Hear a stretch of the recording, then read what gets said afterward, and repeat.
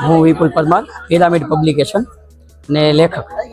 મારા 14 પુસ્તકો આવેલા છે, જેમાં ટૂંકમાં કહું તો હેલ્થ ઉપર, એજ્યુકેશન, ટેકનોલોજી, દીકરી, લગ્ન, પિતા અને આવા જે સાહસવી જે સંઘર્ષ કરીને આગળ આવ્યા હોય એવા લોકોની સ્ટોરી. આજે જે નવું પુસ્તક બનાવ્યું છે કર્મવીર છે, એવા લોકો છે કે સંઘર્ષ કરીને આગળ તો આવ્યા પણ એ સાથે સાથે સમાજમાં પણ પોતાનું યોગદાન જે આપતા હોય કે સમાજ, નાના સમાજને કે નાના વ્યક્તિઓને ઊભા કરે એવા લોકોની સ્ટોરી લીધી છે કે સફળતા તો મેળવી છે પણ સમાજને પણ પાછું આપે છે. કુદરતી કંઈક ને કંઈક નવો વિચાર મને આવતો જાય ઘટનાને, પણ કંઈક ને કંઈક નવો. હવે આ પૂરું છે એટલે નવા 2 વિચાર છે કુદરતે મને આપ્યા છે. હવે એની ઉપર એનાલિસિસ કરીશ પહેલા અને પછી એ વસ્તુ શરૂ કરીશ પ્રોજેક્ટ.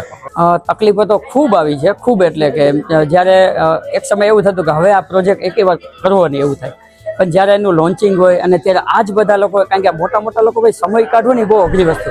પૈસા તમને ઇઝી આપી દે, એનો સમય લઈ અને એનું ઇન્ટરવ્યૂ કર્યો ને એ મોટી વાત છે. એટલે એમાં ધીરજ, ખંત અને મહેનત જોઈએ.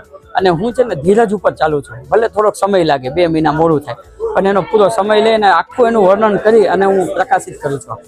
એમાં એક ને ભગવતી બિલ્ડર છે કે એમનું ઇન્ટરવ્યૂ લીધું, મને ખૂબ જ આનંદ આવ્યો. કારણ કે એનું સાથે સાથે એને એક ભાઈ, ભગવતી બિલ્ડરના 2 ભાઈઓ છે. એમાંથી એક ભાઈ છે ને એ દેશપ્રેમી છે, એ સરહદ ઉપર એને ત્યાં જવાનું તો ઘણી બધી ટ્રેનિંગની હાઇટમાં એ ટૂંકા પડ્યા અને પછી એને જે અભિયાન શરૂ કર્યું છે વ્યસન મુક્તિનું, એ મને ખૂબ ગમ્યું. કારણ કે વ્યસન મુક્તિ ને એનું કામ એવું છે કે ક્યાંય પણ એની યારે કોઈ ફ્લેટ લેવા કે મકાન લેવા તો વ્યસન મુક્ત હોય ને તો જ આપે, બાકી આપે નહીં. એટલે મને એનો આનંદ થયો કે ખરેખર આવા લોકો પણ છે કે વ્યસન મુક્તિ માટે આટલો પ્રયત્ન કરે છે.